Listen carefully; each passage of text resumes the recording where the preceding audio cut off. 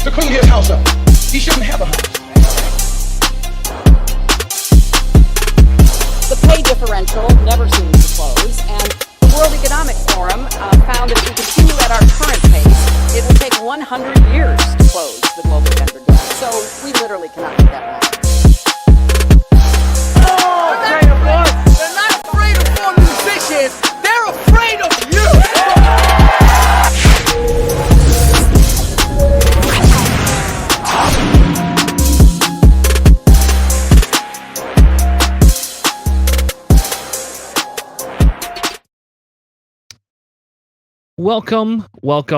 Welcome to another Cellar Door Skeptics. Thank you all so much for joining us tonight. We have an amazing show planned for you.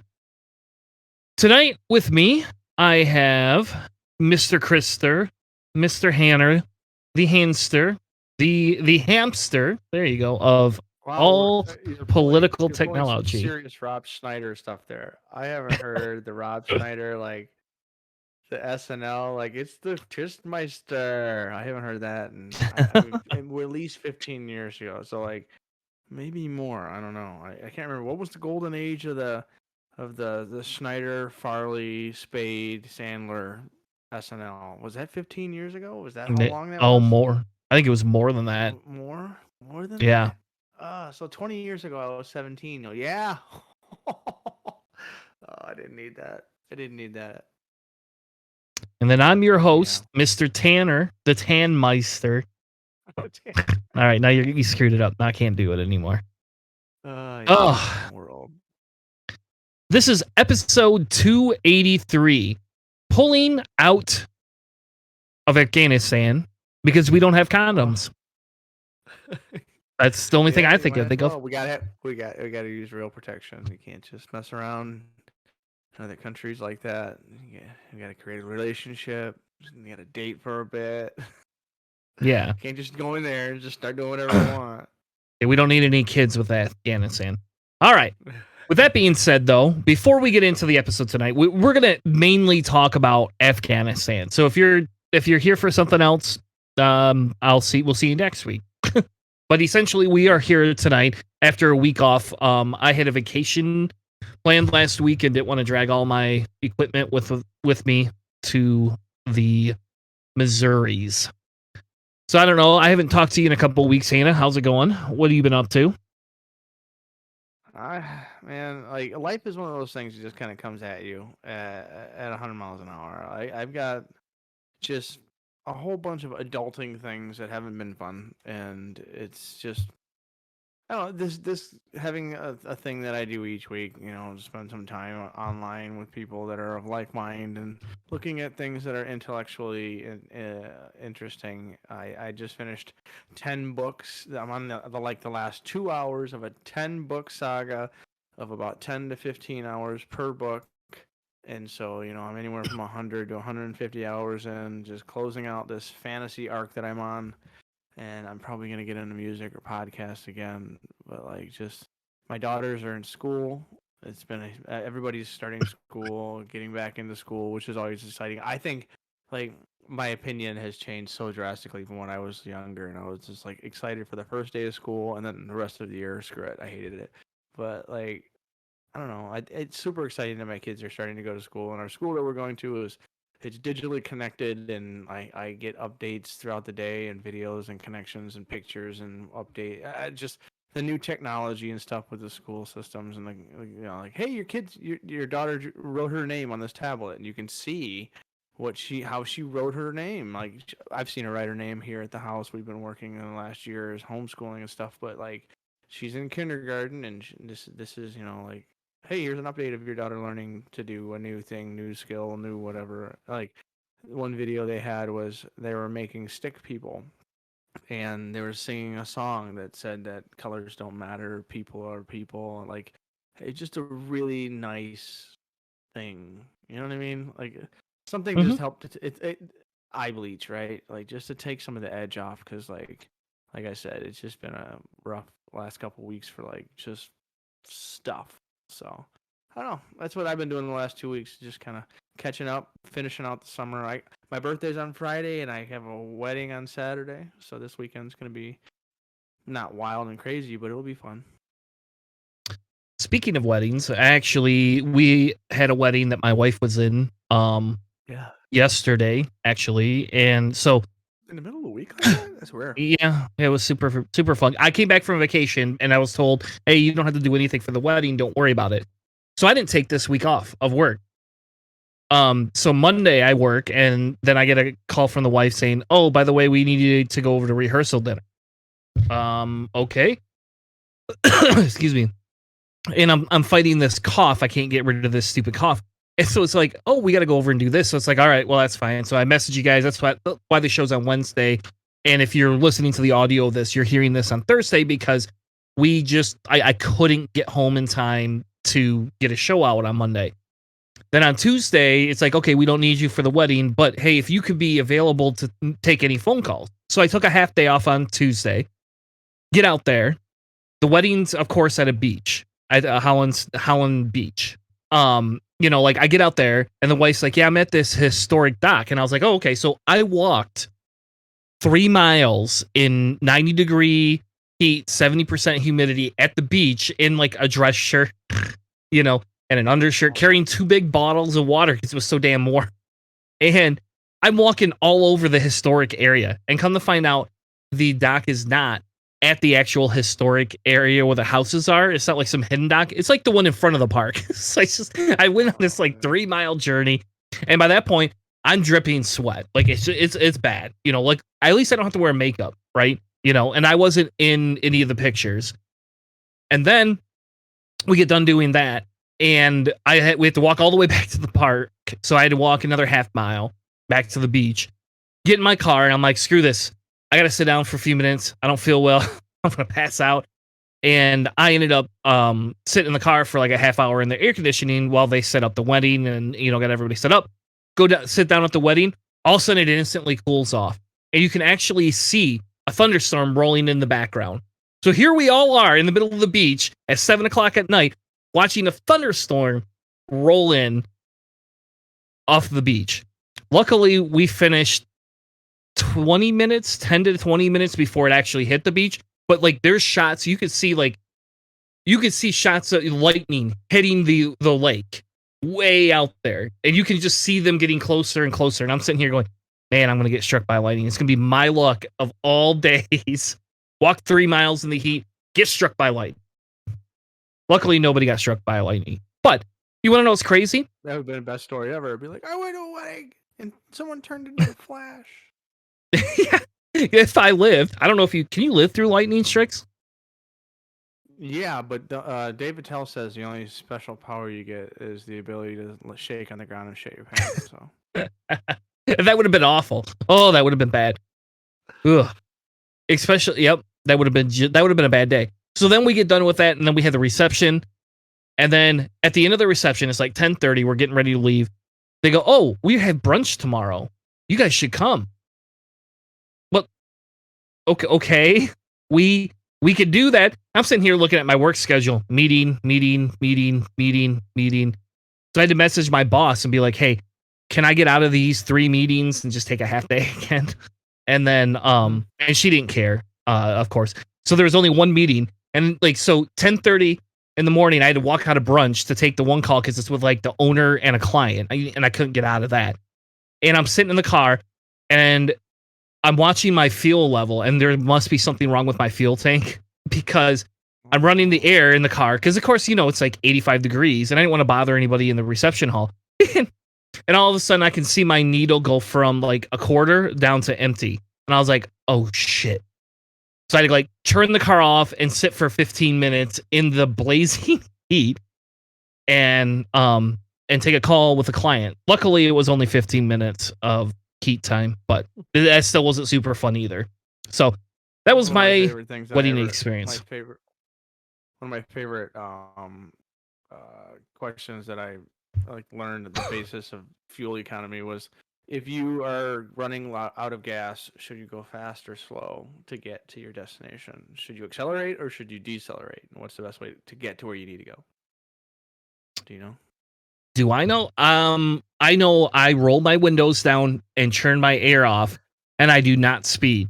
I just go because when you speed it takes more fuel. At least my car, it does more fuel consumption than being conservative. Yep, that's what it is. You need to slow down. But also, if you're under 55 miles an hour, the air conditioning is more it's more detrimental. If you're going under 55 miles an hour, roll the windows down. But if you're going over 55 miles an hour, you should roll the windows up and run the AC, because the airflow and the drag that the windows being down creates actually lowers your mileage. And so there's a crossing point. It's a great episode of the Mythbusters where they tested that to see what you should do, and is it really true? And they had it wasn't drastic results, but you should slow down and not burn so many dinosaurs. Yeah. Well, that's what I did, and I just kind of rolled through all the yellow lights and tried not to stop. It's funny because when we got there, or when I got to the gas station later, it was fine. It wasn't even that big of a deal. It, like, in the end, was not the worst thing in the world. You need a manual transmission car, so you can just pop it into neutral and coast all the time. I know I save so much gas. Just click it into neutral and just coast like a mile and a quarter off the highway ramp. Yeah, and I think that would be very beneficial. But then my wife can't drive the car, so then I'm back to, like, every time something happens with her car, oh, it's over. I never hear the end of it. Because remember, I used to have that Saturn. I had that Saturn station wagon for forever. Till I got in an accident, I almost had 264,000 miles on that thing. It was crazy. I don't know. I'm looking to buy electric. They got my Kia is 10 years old. I put 2 new front struts in it and brakes and stuff. And so, like, I've done my last few repairs on the Kia Sportage, and I'm looking to go electric if I can find the right one. I mean, right now you don't want to buy used. So buying used is almost as expensive as buying new. So you might as well buy new if you can, obviously within reason. But you can get a $7,500 tax rebate, but also you can sell your used vehicle or trade in your used vehicle for way higher than you usually can, because used market is so high for cars. So I'm hoping to see if I could get $7,500 tax rebate and maybe $5,000 for my car. It gives me $12,500 off a brand new car. The Chevy Bolt is $31,000 for the base model MSRP. So I mean, you can get a Tesla, can't you? You could get a Tesla. I know you don't want one, but I do. I really do want a Tesla. I think they're an awesome car. I just don't want to give Elon Musk any more of my money. It's the same reason why our Amazon Prime subscription is going to be ending soon. I think we've managed to say no, we're done. I don't know. I wish I could do that. I could tell you the problem I have is the amount of money I would spend on shipping is not even funny. I know it's gonna be hard. So, like, finding a new organic place.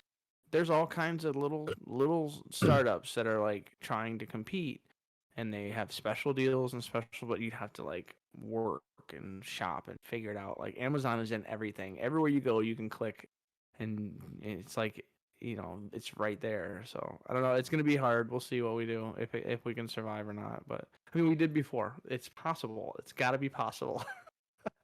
So you probably buy a lot less crap is probably what you do. The problem I have is that, like, the wife will need something, and it's one of us has to go to the grocery store, or we have to actually make lists, and that's just such a pain in the butt to do. It's just easier to have that one touch. But I get your point. Andrew says you should buy the new 21 Ford Mustang Mach-E. That's pricey though. I looked at it. I think it starts at like 40 something though. Like, that's not in my budget. So, like, a 20,000. So if I bought a $31,000 car and I did all the deals, like, I'm looking at about $23,000, $24,000. And then you get your financing and everything out the door. Like, it's like $400 a month. I'm currently paying $185 for a minivan that I bought for like $20,000. So, like, I'd be doubling the cost of your money outgoing per month. Like, it's a pretty big investment. So, like, you want to have all of your ducks in a row. Maybe you should sell both your cars and get a Mustang. your wife might love that idea. Yeah, and you guys would probably enjoy seeing my obituary. It would probably be unique and interesting, and the graphic design for the marketing for it would be great. Husband buys new Ford, sells both cars. Wife comes home, runs him over with it. There you go. Yeah, yeah. She would fully Stephen King me. She would drive forward and back like 3 or 4 times. It would I'd be like, "Ooh, forgot that." All right. Well, enough about Hannah's buying a electric car. When he eventually gets one, we'll do this. So before we get into Afghanistan, and I promise we will not take too long before we go into Afghanistan tonight. But what I really want to do is talk about a card I got at the wedding, right? So I'm at the reception, the before thing, and it's at the bride's house. And essentially they're cooking us all dinner. They actually did some smoke, and they grilled out. It looks like Hannah's frozen. And when they did that, I was talking with some of the guests, and I don't know many of these people. Essentially, a lot of it is friends, my wife's friends, relatives. And so, I try not to talk politics. And this one guy I was talking with about my job, and my job involved politics to some extent. Excuse me, because of the fact that I work in logistics and shipping, and right now it's like crisis mode. And so I was talking with these people about it, and essentially I had this guy's wife start chatting me up, and she was talking about Stephen King books and all sorts of other things, and I had no idea her politics, but I assume they were probably pretty liberal. If you read mostly Stephen King and fantasy novels, progressive ones, and Dean Koontz and things like that, I just assumed that you're probably a lot more less political than before. So, with that being said, I'm going to switch screens. She gave me a card from the John Burch Society. And I don't know, Hannah, do you know anything about John Burch? I when I saw that, I thought it was something that was like, can you hear me? By the way, Yeah, I can hear you. My Yep. video screen. I fixed your video. Yeah. So okay, there we go. Anyways, when I saw that John Birch Society, my first thought was just like the Watchtower Society or anything along those lines, but like a weird American nationalist Christian and type weird blending thing where like they got so mad at identity politics they just took red, white, and blue and Jesus and they mushed it into a Play-Doh machine, and this is what came out. Kind of. Yeah. That's pretty close. Not 100% on. But as soon as she gave this to me, she started talking about freedoms. Mm-hmm. And then I'm sitting here going, oh my gosh. And she's like, we got to save the children. And I'm like, oh, all's out the window. Lady was super nice, but all's out the window. If you go through this website, you're going to see her and her husband are members. Now, I don't quite understand everything about this. Like, I don't know who John Burch is personally, and maybe I should. Is that somebody you know of? Is he like some popular figure? It's not coming off right now. I'm looking him up. Okay, so they believe in less government, more responsibility, and with God's help, a better world. With God's help, a better world. And I was like, oh my God. Like, I can't believe, like, and this lady was, again, we were talking about Stephen King. We were talking about all these other things. And I just couldn't believe it. The other side of the card has this website, The New American, on it. And as soon as I saw that, I knew what that is. That shit came from Jeremiah Bannister had been spouting that shit before. And once I heard The New American, I politely said I need to use the restroom and went and got a glass of whiskey and disappeared to another area of the house because I was like, nope, I'm done. Who goes full on like political marketing at like a wedding? Well, she did because I think she figured out I was liberal. Because so let's back the story up. So Sorry, this is let like me a back up a little stalker. bit. Well, she was not a stalker. We were talking about books, and they've been drinking. These people drink a lot, and I was sober. I got my glass of water. I'm good. And she started talking about her disgraced governor, and I was like, "Oh, are you from New York?" And she's like, "Yes." And she like went off on this dude because she works for the government. So she works directly for the government, and she was complaining about his sexual harassment charges, how he isn't a good governor, how he's wasted all these things. And I'm sitting here going, "Well, I agree with you. Como's like, that dude's not a good guy." Yeah. And so I kind of started giving her my views. It's like, "Yeah, I think this." And she's like, "Well, you don't want us to turn into a socialist nation, do you?" And I was like, "Well, under Como, we wouldn't technically be a socialist nation." Yeah, Pretty sure. No, Cuomo's a big business centrist. Yeah. Like He's like a across the board. Democrat, Like, or he's like a Biden Democrat. yeah, he's just like he's the guy who tells minorities and poor people that I'm here to help you, and then he just backs all the people who fund his campaigns. That's the kind of Democrat that he is. Well, and the thing with it, like I said, the whole thing of it, like that shocked me, is because we were agreeing on some things, and then all of a sudden the socialist question came up, and I was like, I don't believe that socialism is being propagated by Andrew Cuomo.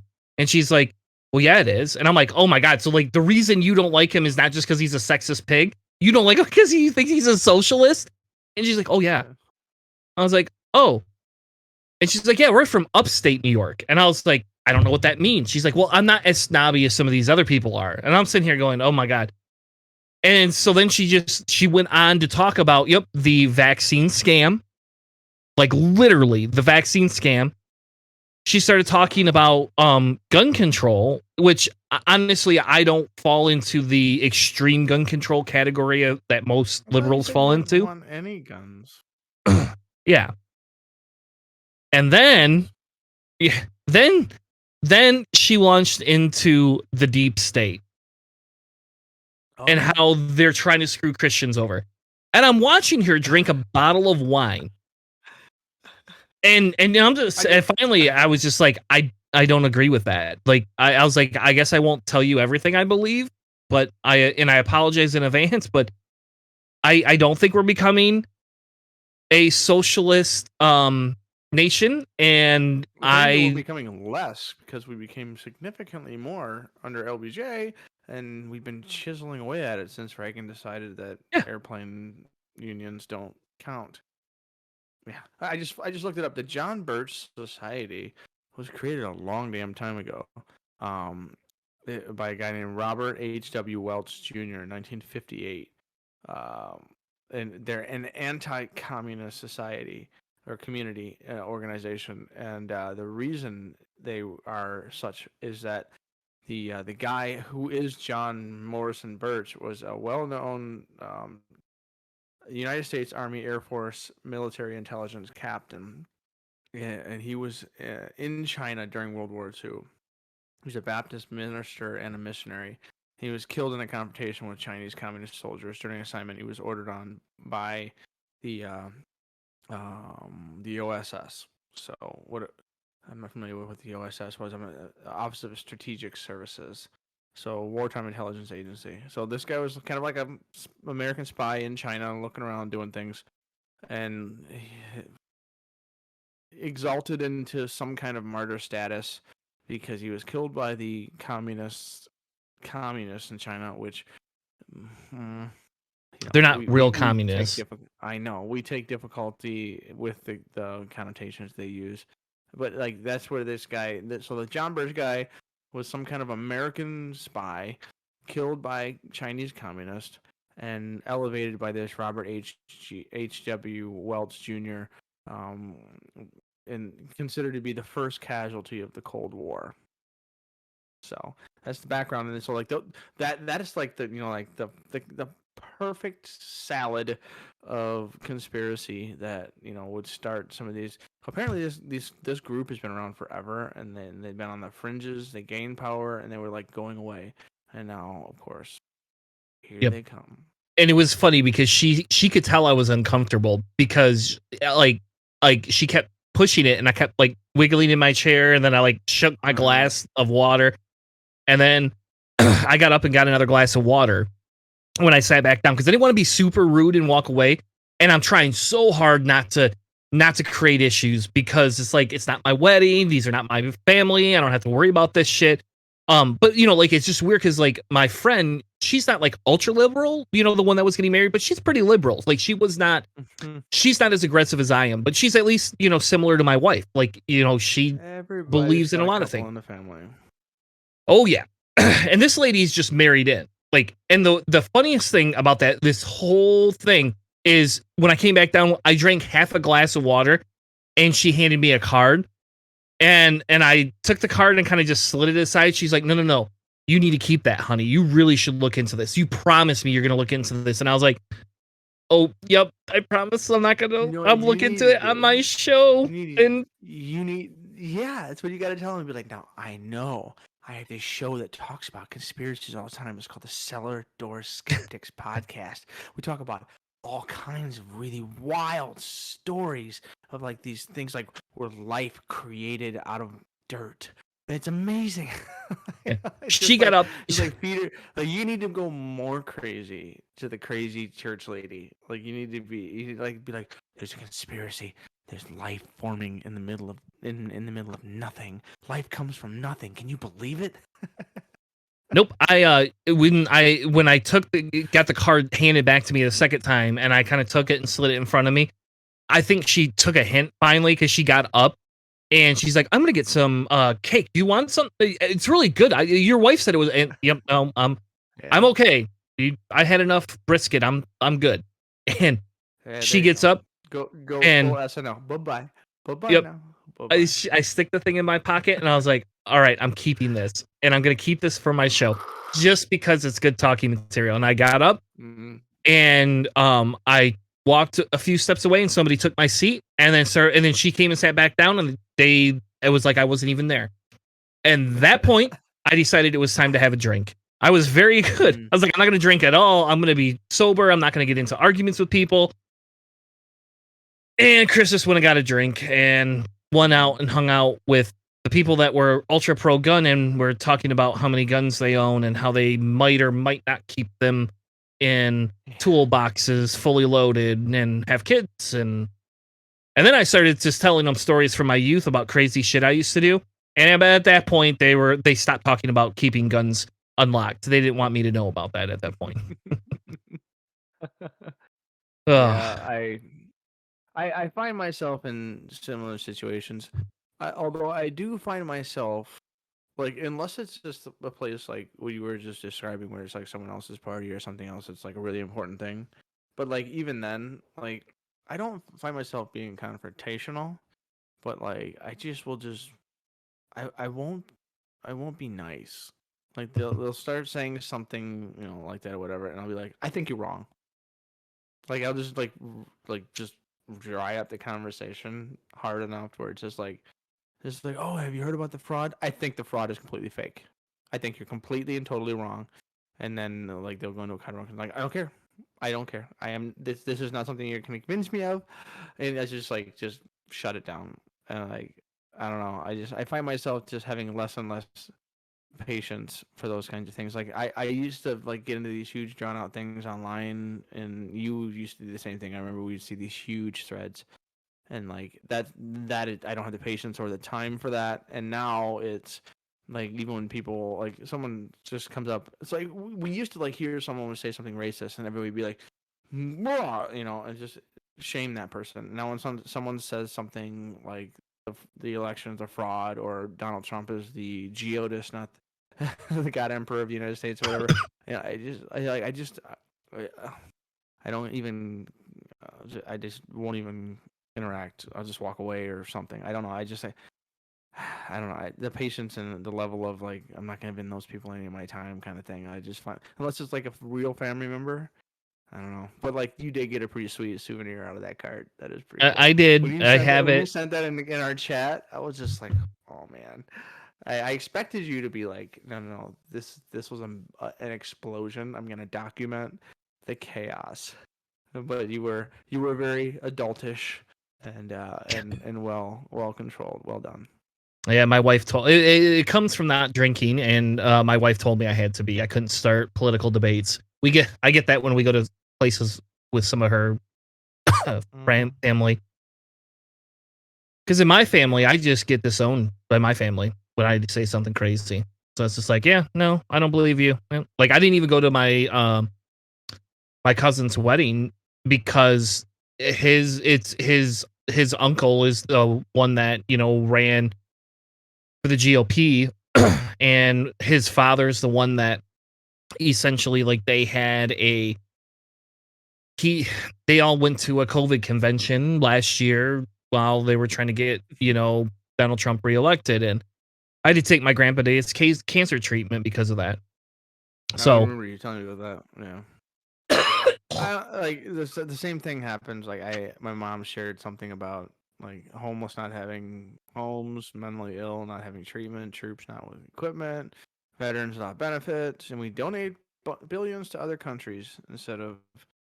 And so like before helping our own first, 1% will vote this, 99% won't, and it's like, bleh.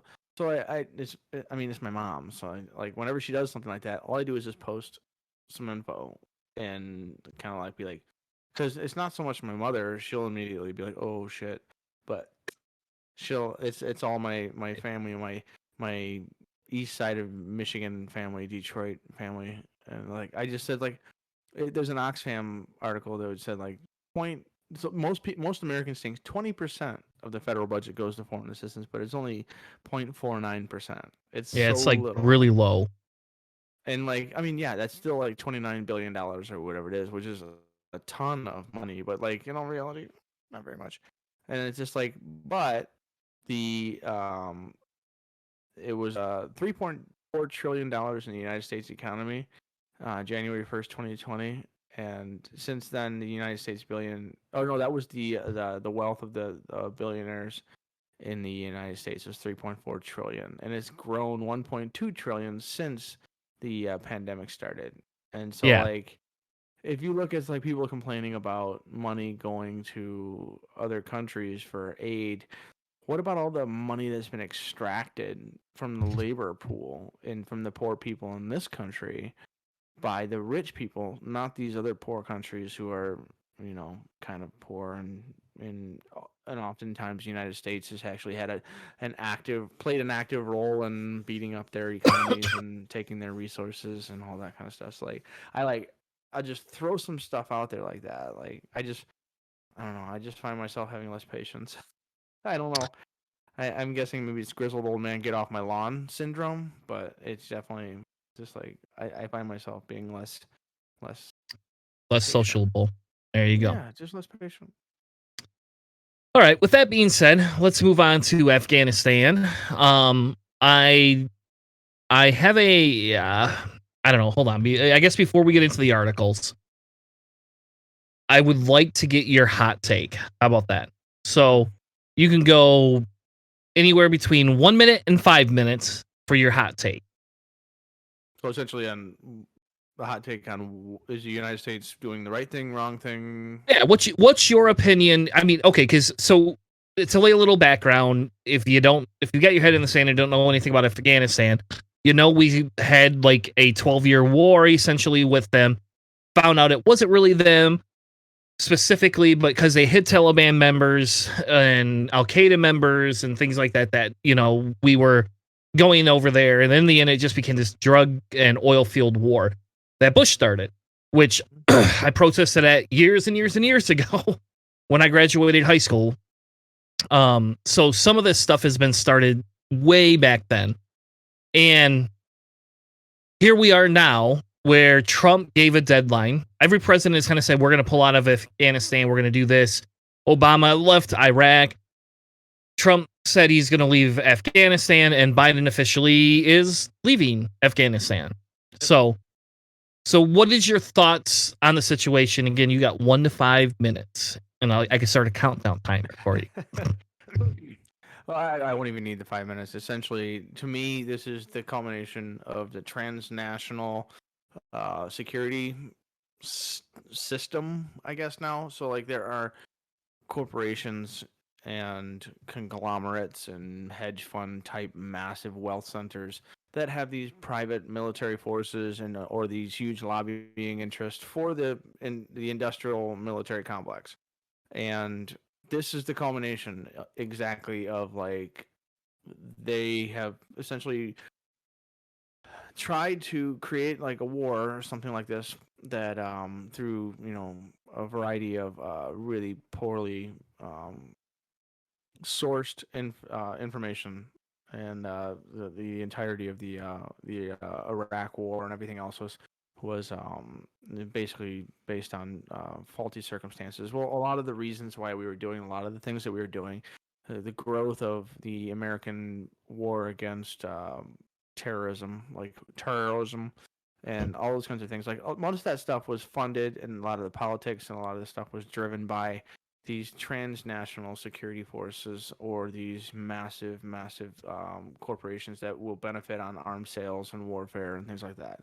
What we're seeing is the culmination of that. So in all of these years of fighting, the difference of the quality of life for the average people and the quality of their freedoms, like reducing human suffering and increasing basic human rights, is almost zero. If not, it'll probably get worse right out of the gate. And who benefited from this? The people who sold guns, the people who sold bombs, the people who built drones, all of the companies and corporations and states that were industrialized enough to make money off of the warfare made all the money. And so where did that money come from? It came from the American taxpayer base. And we funded all of this money into these military systems. And those systems then blew up, destroyed, and killed and created new military insurgents, new terrorists, or whatever it is we're going to see in the next few years as young men become older men and still hold grudges against the state that came up and destroyed their family and their city. Where did all that money go? From the American taxpayer to these giant corporations. So we saw a huge pile of money every year, $700 billion or whatever, leave the American taxpayer base and go into these corporations. And so they found a way basically to funnel money from the federal government into these incredibly lucrative military contract, where you sell one Scud missile or one shoulder-mounted surface air missile for $80,000 type thing. So like, for me, this is exactly what I knew was going to happen. Unfortunately, there's no real good way to end it.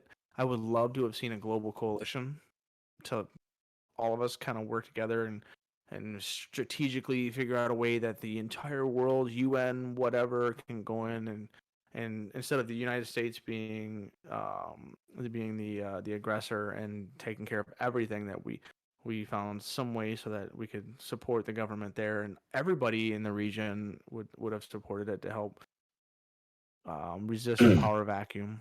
Which I've actually seen some Afghan forces are actually they're winning some things back against the Taliban, which is good.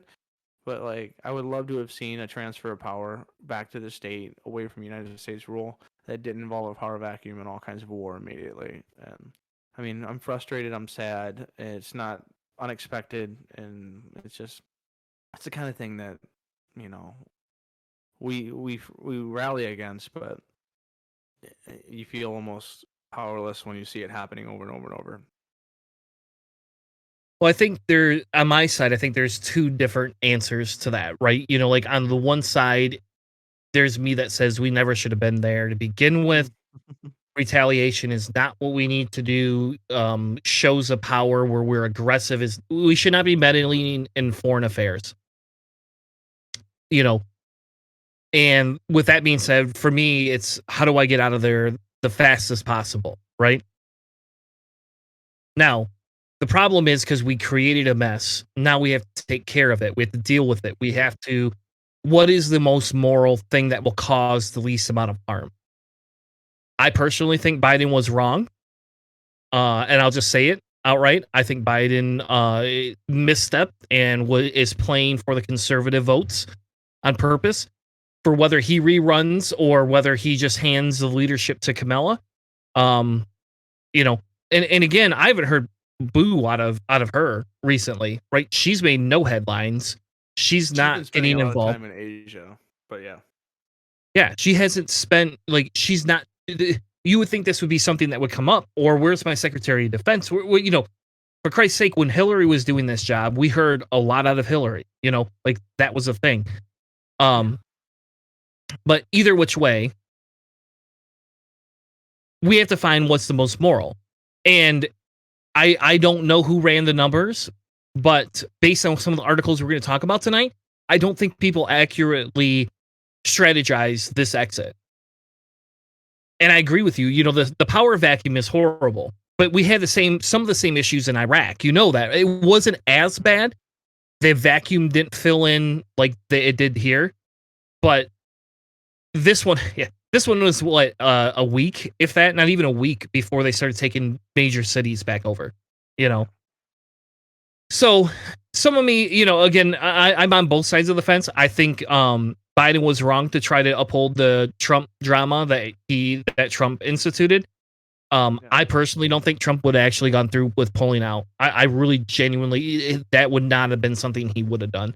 I think that was a campaign promise. One of the things that you see a lot of conservatives saying is like they're like, "Oh, Biden's messing this up. Biden's messing this up," but they don't even come close to mentioning that Trump created an actual deal with the Taliban, a ceasefire. He considered it, saying that he had broken ground and he had met a peaceful solution with the Taliban, and they had promised him, and he had worked with their leaders and been such a great, you know, whatever. And whatever it was, it didn't last at all with any kind of shred of merit. It fell apart immediately when any kind of real transition started to happen. So, like, the idea of like, oh, you guys can have more power as long as you play by the rules. Well, as soon as the U.S. started leaving, they just stopped playing by the rules completely. So everything was just like, sure, we'll listen, we'll be nice, we promise. Yep. And then they didn't. Yeah. And I think that's going to play into what we talk about in a few minutes. But the first article I have is an Axios article that talks about Biden says U.S. is on pace to complete full withdrawal by August 31st. So he's claiming we're going to have the military fully withdrawn by next week, Tuesday. Is it Tuesday? Next week, Tuesday. So we'll have another show before this even is official. So we'll probably give an update of some sort next week. But he suggests that Sunday that troops may remain behind to help evacuation efforts. Don't suggest it. Just tell us. Are you going to do that or not? Come on, man. It's pretty simple. I guarantee you there will be some troops helping pull American citizens out because they will not have all of them out by that date. Which means they're going to leave American citizens behind? I don't think so. They're still going to be pulling people out. That's what the troops will be doing. Yeah, because he basically is saying that he's going to have the rescue mission done in 7 days, which is insane. We are already 2 days into that. Yeah, 2 days into that, and there's and we'll get to these topics in a few minutes. But there's more casualties and more people there than we can evacuate. He's calling on other nations to say, hold on, I need help with this. And there's not a lot of international support. Yeah, it's a little late. Yep. It's what I was saying. It's like this whole thing, the entire thing should have been diplomatically and globally communicated, and everyone should have been involved in this. Like, okay, the U.S. is leaving.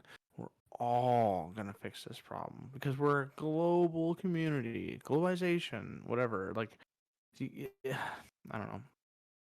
Yeah.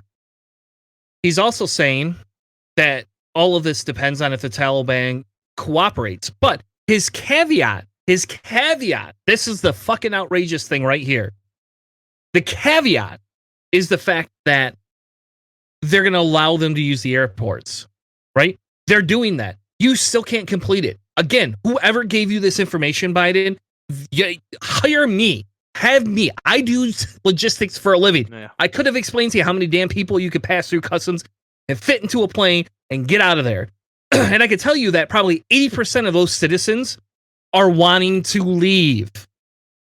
They do What do you not think want about to the stay. what do you think about like the black stone like military group saying like we'll get you out $6,500 a piece, like they're Yeah. charging. I don't know if you Ugh. got that in, if I- that was in one of the links, but yeah. Nope. I did not know that. You're kidding me. Yeah. Blackstone? You Yeah, mean so the for disgrace I people think we it's talked the about like DeVos brother. 3 months ago? Yeah.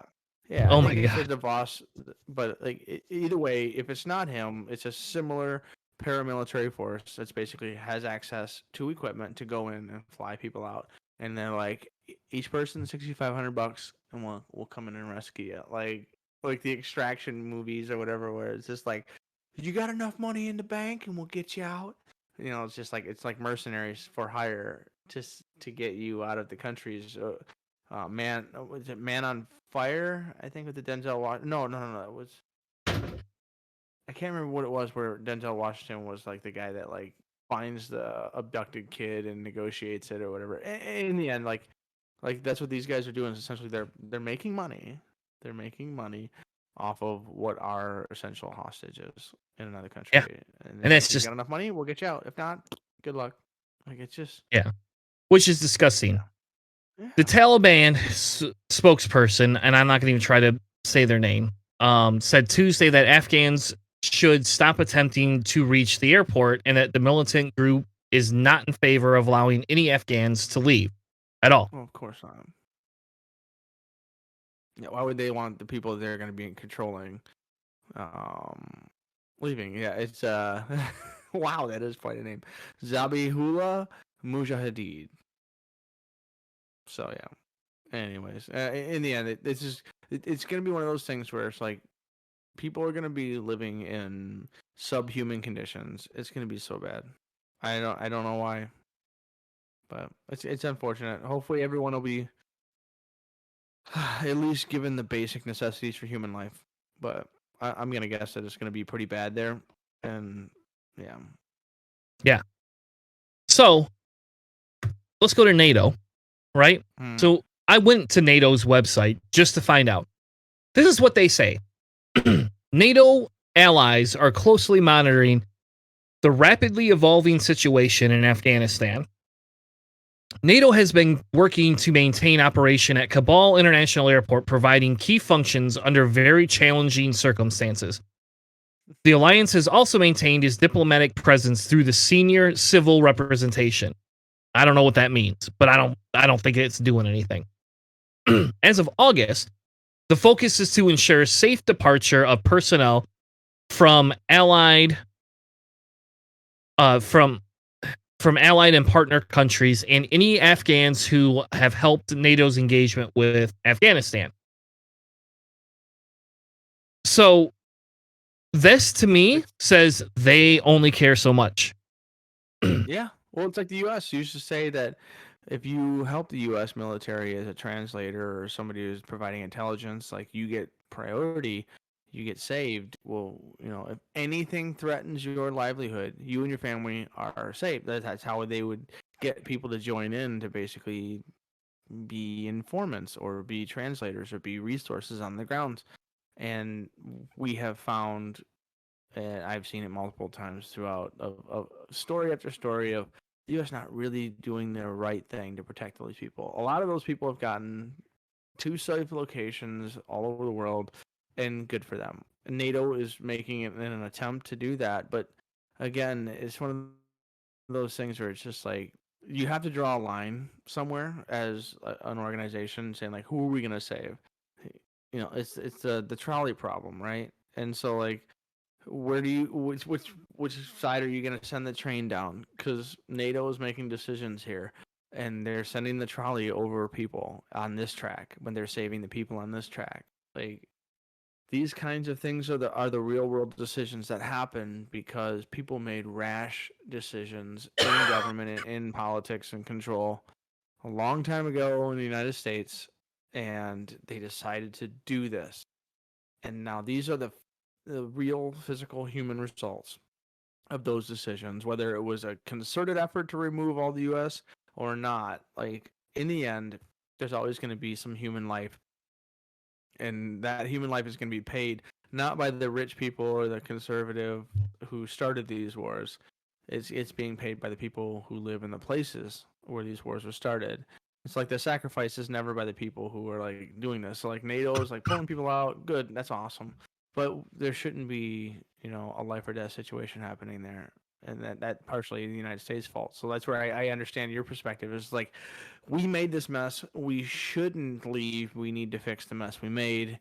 And I think that's definitely a place where NATO would be better served if they worked with the UN and worked with larger organizations instead of finding the way to cherry pick the evacuees. Everybody should kind of be staying there trying to fix it. Yep, and I could tell you right now they are not. They are personally not doing that. No, NATO doesn't have any money because the United States didn't fund them for 4 years. Because Trump said no. That's true, right? Mm-hmm. That's very true. That was something that hasn't happened. I don't know. So, if this we don't have to go through this whole article, but essentially, the Taliban is now issuing warnings against extending the deadline. Specifically, as of yesterday, they claimed do not do this. Right? It seems like they are uncooperative to extending the window, and that Biden should stick to his timeline. Now, to me, if I were the United States and I just got this warning, I would immediately quadruple the amount of troops we had there, or put thousands and thousands of them on the ground surrounding that airport, saying, "Fine, fuck you guys. Either you cooperate with us like you agreed to before, or we'll just move back in. We might as well just have full scale war. You're killing people already, so we might as well just start full scale war again." Which actually sucks because a friend of my son's just joined the Air Force. He just is going through boot camp. And if this blows up, I don't even know. So then the next article that I found, maybe it'll come up tonight. Come up tonight. There we go. We then have somebody from the U.S., the Secretary of State, Antony Blinken, speaking essentially today, saying that there is no deadline on our work. So we have Biden saying we'll have everybody out. Then we have the Taliban saying you better because we ain't going to give you an extension. And now we got our Secretary of State going, well, hold on, we're going to continue to pressure the Taliban to give us longer lead times. So which is it? And if this is the case, this is the 25th versus the 20th. This is like 2 or 3 days later. You should have had your shit in order a long time before this. Where is the surveys? How did you figure out how many actual people needed to be evacuated? Where is this published?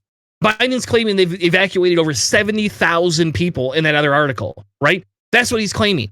But if we're not going to make it by then, how many bloody people do we have to evacuate, right? And at this rate, if we really have to evacuate that many people, then I think we need to have a different conversation about, again, going back to why are we fucking pulling out this way? Why did we not evacuate people before we let the Taliban in? Why did we not put more troops on the ground and say, we're going to hold this and we're going to start evacuating citizens? And if you try to come in and take over any of these cities or attack us, we're just going to start obliterating you.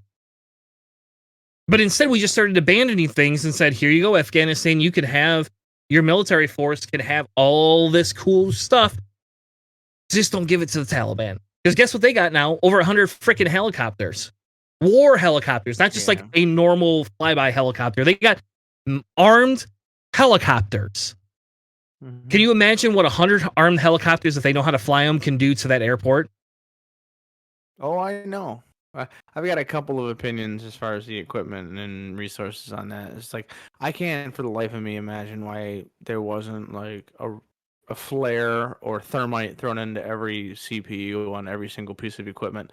I mean, in 5 minutes, a little gasoline and a match can completely destroy and debilitate a Humvee so that it'll basically never be functioning again.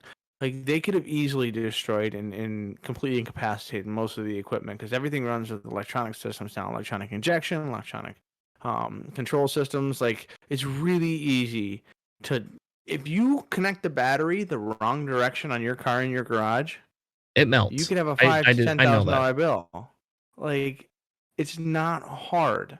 Like there's no reason why a lot of the equipment and infrastructure that was built in this that we're leaving behind has to be in any way accessible, functional. I mean, there should have been just steel scrap left behind. That's not a difficult thing to do. But we have to remember that this entire process was started by Donald Trump. It was started knowing that the end deadline would happen after he potentially would be out of office.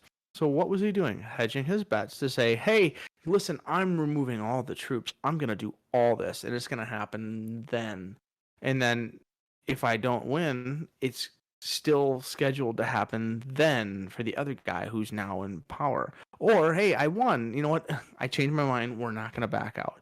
This is smart businessman thinking because he basically is hedging his bets to say, I can change my mind later on if I want to, but I'm forcing someone who probably isn't particularly interested in removing all of these people and doing all this stuff and dealing with the problems they're in, which is exactly what this is. So Trump created the deal with those guys. But you know who the last person who made a deal with the Taliban was? Yeah, it was Reagan, and he did it in the fucking White House. Like they were in the White House with him. So the two conservative Republican martyr kings, right? The Geodis, the god emperors of the Republican Party, both made deals with the people that we're saying are like these horrible, absolute madmen, killer, destruction meisters. So I don't know. There's a bunch of layers in this. Well, and think about it this way, and we'll move on to the next piece of this in a second because there's a financial discussion that we got to have before we can let Afghanistan go. Think of it this way. If Trump is using that tactic, right? And it doesn't matter which way he swings, but if he's using that as a business tactic, is that something you truly want a president to be? I mean, and I know we want to talk about, like we talked about the John Birch Society where they want less government. You literally put a guy in charge that not only is abusing government power in this aspect, he's using it in such a way that it creates such a vacuum to screw over somebody else that it is so unpresidential like to do that. It's not even funny. And like I could get, I guess, on board with the John Birch Society say we need less government if we're going to continue to allow these type of people to be elected to the office. Now, I will say that there's criticism that goes both ways. But we have not had a Democratic president that has made a deal with the Taliban in any which way. And I'll give Ronald Reagan a little bit of slack because that was 35 years ago. And if you think about it, Hanna, right? 35 years ago, so we were less intelligent back then. We made a lot dumber decisions. I mean, they were going after gay people back then and claiming AIDS was because somebody fucked a monkey, right? So we could table the Reagan thing. I mean, yeah, it's very surprising, and I'm actually surprised nobody circulated Reagan and Taliban photos in the media. I'm actually really surprised by that. But Trump actively set this up. He actively set this up to fail, 100%. And if he had won and was able to back out of it, nobody would bat an eye because he just gaslights everybody. And that is not the person you want running the country. Now, I will say I don't want Biden running the country very well either, personally, but at least I'm getting a stability from it. In fairness, he did exactly what Trump said he was going to do. So if Trump had made a decision to back out later, he can never claim that. And I don't know why nobody's trying to interview Trump to say, hey, you made this decision. Do you support Biden on this? I want to hear Trump say, I support a Democrat in the decision he made. But he didn't. A, and B, Trump has still never even commented on this, right? He hasn't even come back to Biden to give criticism on how he would do this better. Because I would love to hear what the orange Cheeto monster would actually tell us he could do better. Now, let's move on to the economic problem. because Hannah, this is going to really piss you off. This is where we talk about why capitalism fails all the time. I don't know if you read this article, and I'm hoping you did. How much of their economy do you think is made up of foreign aid? Like, what percentage? The percentage for Afghanistan's economy built into foreign aid? Yes. I'm gonna say under 10%. How far off am I? You are pretty far off. 70 to 80% of their budget is funded by international donors, including the U.S. Agency of Internal Development. NATO is also in there. NATO started freezing funds in 2018, which should have been an indicator that we're screwed, because NATO essentially said, "Hey, not our problem." Back in 2018, even before the coronavirus took advantage, right? Think of it. 70 to 80%. Now, this is not all just foreign aid, and maybe you're right. Maybe I misled you with saying foreign aid, but it's anybody that is not within the country. You have all these development. We're trying to make Afghanistan not a third world country, right? That's what has been going on. This is foreign. I think a better word would be foreign investment. There you go. So this all is right. money I apologize. People from outside the world investing into. So yeah, no, I would not be surprised that the economy.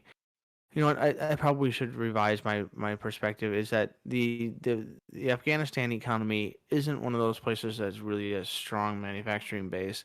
They're not creating a lot. I know they're not an economic base or a financial speculation hub like Saudi Arabia is, or something like that. So like in comparison, they're probably be similar to Iraq, Iran. You know, they have a few things, rugs and pistachios and the basic necessities or whatever.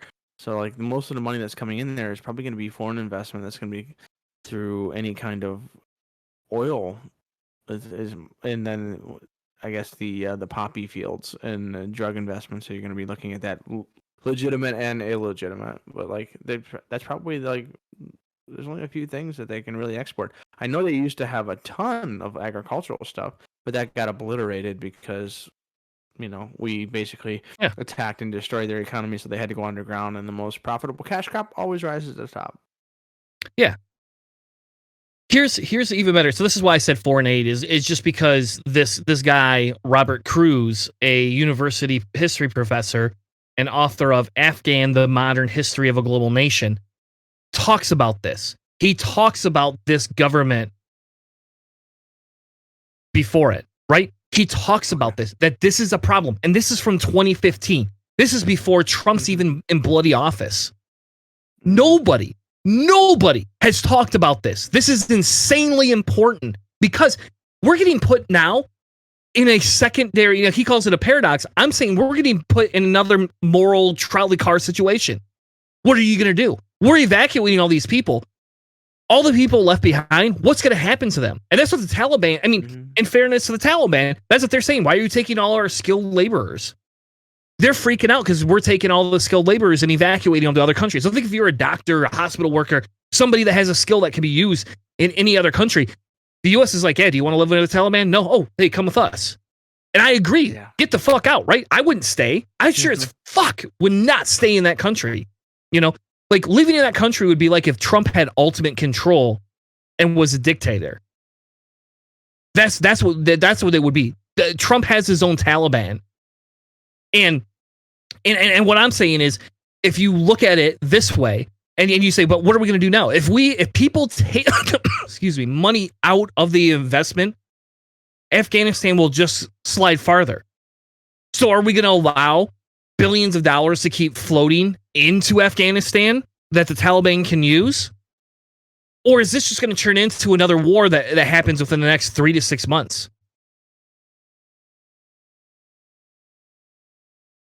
Think about it. What are you going to do? I mean, and there you go, Hannah. That's, to some extent, that's the question of the day. We talked at the beginning of this segment what is your opinion? What do you want to do? What did you think was right, wrong? How could we fix this type of situation? What would you do different? We didn't even get to the financial part. You are now having to stare down the financial issues that this is going to create. Wow. And that creates more misery and more harm to other people. And as much as I am an anti-war person and don't think we should be in there, I also believe in cleaning up your own fucking messes. So when you fucking make a mess, you stay there and you clean it up. And the problem is we didn't have the good transition of power. And I don't care. And maybe, young mogul in the chat saying, Biden doesn't care. Maybe he doesn't. Maybe that's why he's pulling out. Maybe he's like, I'm just following Trump's orders. I don't have good advisors. His most recent comment says he doesn't care about any citizens in Afghan, which he does because they're evacuating them. They are evacuating. I would genuinely challenge you to see if someone like Joe Biden in the Democratic community and any of the centrist Democrats who are even way more center right than we are, but I would challenge you to prove that Joe Biden cares less about brown people in other countries than Donald Trump does. Because I'm going to tell you right now, it isn't even closely a question that Donald Trump would say, F those asshole countries. I don't want anything to do with any of those people. Fix America first, which was part of his slogan. At least Biden is going to be a little more to the left than that. He's not going to be that great, which is why neither of us particularly wanted him, and neither of us voted for him in the primaries, because Joe Biden is a centrist goofball. But Donald Trump is worse. He could care less about those people. And here's the deal. He threw the Moab at him. We already talked about this. The hell out of him. Yeah, we already talked about this earlier in the segment that y'all probably missed. Literally, Biden is helping evacuate Afghanis. He is 100% doing that right now. That is part of the mission statement. Trump did not give a plan for evacuation publicly at all. Nope. Trump made the deal. Trump obviously did not calculate or bother to have a plan or pass his plan along to the next administration. So, while I agree, Biden only cares so much. He only cares so much. It's the same way Trump didn't care at all. He wouldn't have come up with this in any way, shape, or form if he understood the logistical ramification that this creates. And this article in Al Jazeera that talks about the economic downturn that's going to happen if we all pull money and investments, excuse me, and charity out of Afghanistan. The hole that it's going to leave is literally going to be everything he has fought against. Yeah. So it is not the financial vacuum that's going to happen here. So we talk about on the show all the time is that fiscal power is almost or more important than political power. In all reality, it's in the end, there is no way that if you do these kinds of things and you basically, if you do these kinds of things, right, and you do them unilaterally, which is what Trump loves to do, but also what Biden is doing now, mostly because this was done unilaterally in the first place by George W. Bush and his the guy who had his hand all the way up his ass, Cheney. Like, in the end, this was done unilaterally by the United States.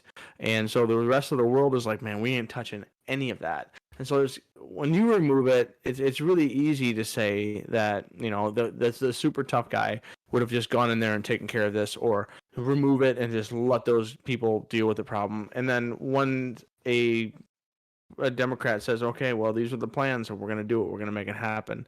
Then they're like, oh, he's so soft, he's so whatever. Like, which is it? Because there's no way that you could ever possibly be happy. It's just, we should bomb them, or we should stay there and we should save them. So it's really easy to throw absolutes around and to not actually have a plan, which is particularly a strong point for a lot of the conservative geopolitical representations and communications throughout the world, which is why we were talking about financially in the Al Jazeera article here, is like when you create a power vacuum, you create a fiscal vacuum as well. And the people that are inside that vacuum create a cycle of poverty, much like the inner cities in the United States also have these types of things. So we learned it, we tested it, we proved it here, and now we're going to make sure that we can keep those cycles happening outside the world because what? They have resources, right? Yep. Isn't that what the geopolitical system is looking for? It's looking for resources. It's not a situation where we're gonna be dealing with people. It's just how can we exploit resources, and then however many terrorists we create because we took all the resources in that environment. Well, we won't deal with that. You know, this our new friend here is just saying we should just bomb them. You know, because that's definitely what we're talking about not giving AF about people, right? Yeah, I'm so if you glad just that go in and bomb, you're just going yeah. to kill everybody, innocents and Yeah. non-innocents. So that's Yeah, obviously that's not a solution. The solution was we shouldn't have pulled out in the way Yeah. we pulled out, and Mhm. we should have worked with local governments better and set up a stronger force. The problem is if citizens don't want to be free themselves, we can't free them. Yeah. All right, so let's move on. We'll do our. Oh, you know what? I don't even have that graphic up. All right, let's go back. We're going to do our conversations with Christians.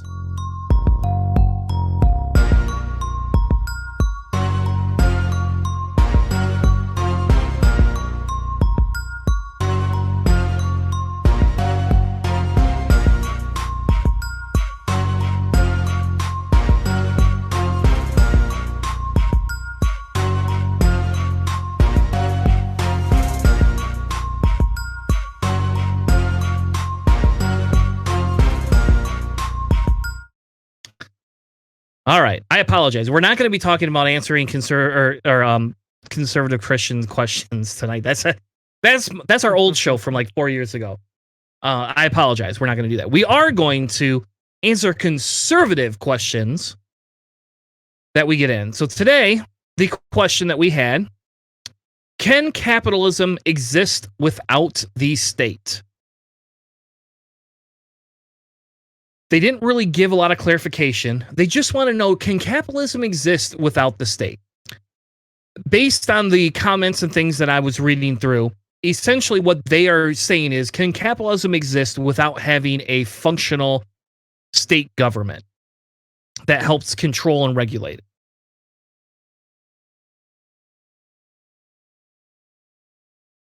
Yeah, I mean, in the end, what we're going to be looking at is are the old city states considered something that we would have here? Because you're looking at basic, small, completely unfiltered and unfettered capitalist systems in there, which is one of the reasons why we ended up with like the feudalist systems and things of that nature. So, I mean, in the end, we're seeing something like the capitalist ideals existing in small scale, and then capitalism itself doesn't particularly scale well, which is why the United States itself is not a capitalist nation. We're a corporate socialist nation, which most of the money inside of our economic system goes into federal funding and then finds its way into the private sector of people who have enough money to be in charge of that sector, right? If you can fund the federal government and you can fund the people who get elected into positions, and those people that you're funding are the people who make the rules for your system, then you no longer have a capitalist system, because capitalism essentially is an unfettered marketplace. We don't even come close to having that, and it doesn't really exist. It's like the idea of the John Locke's treatise of nature, when you talk about Locke's state of nature, or treatise on government, state of nature, essentially the eye for an eye society. That's the capitalist society, that raw and untamed society, but it never really exists because immediately we see coalitions, we see collectives, we see things creating aggregates of wealth and power and connections, and all of those things continue until the culmination of the capitalist system, which is essentially all money and power is isolated into a couple of small things. Like those are the standards. So like in the end, it can happen in a small scale, really easily. Like a completely pure capitalist society happening on a small scale is totally viable. I mean, just a small community of like 20 or 30 people in a village or whatever. You don't need a whole state for that. Everybody is bargaining. You have your value of this, they have their value of that. We all kind of sort of have a way to create some kind of value system that we can trade or barter or purchase goods. I mean, that's essentially capitalism. Yeah. So the definition of capitalism from the dictionary is an economic and political system in which a country's trade and industry are controlled by private owners for profit rather than by the state. Mm-hmm. So the answer to your question is technically yes. The difference is, though, is that your capitalism it would never exist very long because people wouldn't truly just be able to have freedom to buy. And again, we can use Amazon, for example, right? Amazon is a good example that we talked about at the beginning of the show. They are working towards creating their own state, essentially, that says, hey, buy everything here. Once we own a large enough portion, have a big enough buying power, we can dictate what you pay, when you pay it, how we treat our workers. So the answer is they can't, capitalism can exist without a state because they become the state. They become the controlling source. True capitalism and true freedom is just an illogical concept that could never actually happen because your for-profit owners are literally using their resources to gain profit. And they're looking to gain the most amount of profit with the least amount of effort on their behalf, right? So if they can say, we're going to pay everybody $1 an hour, or we're going to give everybody 10 sheep a year and 3 bundles of grain and, X amount of vegetables, it's still capitalism, right? But it's still controlled by them. They're still the controlling source. And they become the state because they dictate what happens. Yeah, in the end, like the idea of capitalism itself is letting the competition be the driving force of the market. So if you have rugs and I have rugs, we compete. Who's going to be the cheapest, but also who has the best quality for the best price. Because I could sell you a $1 rug when you're selling a $20 rug, but when you get my $1 rug and it cuts your feet because I made mine out of glass, you're going to be like, okay, I'm fine with that other rug. You know what I mean? So, like, I don't know. In the end, we're looking at a variety of things of whether or not the idea of the capitalist society exists without a society or without a state. It can, but it doesn't happen for long because capitalism itself is self-destructive almost. Like it will not end in capitalism. It always evolves into a series of more concentrated wealth systems. So like it can start there, but it's not going to stay there. I think that's pretty much the crux of the argument for both of us here is that sure, but not for long. Exactly. That's exactly it. Well, with that being said, we're going to move on to our last segment. Oh my God. I apologize. I run in the same boat, man. I had COVID in December, and like, I don't know if there's like long-term things, but like, I literally feel like I have to cough all the time. Like, it could be that I live in a new area and there's more pollen or something, but like, I just feel like I have like a little itching cough feeling at all times. Like, I would like to hit my inhaler just like all the time. You know what I mean? Like that feeling when you're just like, oh, my lungs are a little bit unhappy. Like I literally feel like that all the time. And like, I'm hoping that isn't like a long-term thing. Like you didn't have COVID, but you had some pretty nasty lung coughs and stuff. When I have lung issues. Crazy. Yeah, but like, it just sucks, man. It is brutal. I don't know. I'm curious to see if there's any long-term effects from the COVID that I had, but like, I don't know. Hopefully not. So what's the next segment? Our quick saves for the night. So quick saves essentially. Oh my god! What was the pug's name? Pugsley. Yep, Pugsley was my dog. Yeah. Here is a video from 4 years ago. Somebody posted this on my timeline. I believe it was my wife. This is called a pug eclipse. Oh no.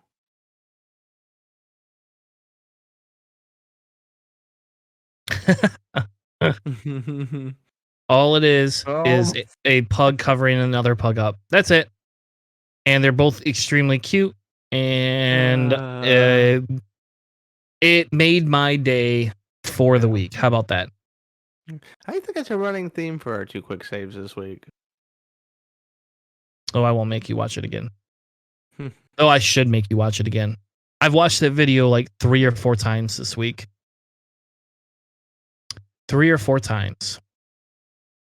Well, it's like we had in our conversation about eye bleach, right? Like the idea of like eyes and bleach, like, oh, that must hurt really bad. But the whole point of like that phrase is like you've been looking at things on the internet that are so bad you need to clean your eyes. And eye bleach itself can just be pictures of puppies and kittens hanging out with each other and like wonderful things. That's a good example of that.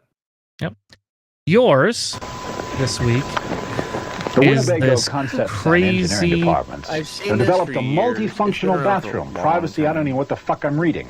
This guy. I wonder what the fuck the is real an RV dialogue is. salesman. What the fuck is A this thing? Winnebago Oh, the salesman. windshield. Doing his For fuck's like sake. his leg hip God, stuff, what the fuck did but I he's say? really Credit frustrated, down for shit. and here, like he's under the working hood, on stuff, we and stored like something that'll really come in handy if it doesn't fall off he and break my leg. swears and yells and screams, and he wants to do like the perfect commercial, and it's like he just can't Trying to give these guys everything they can get it to me. together.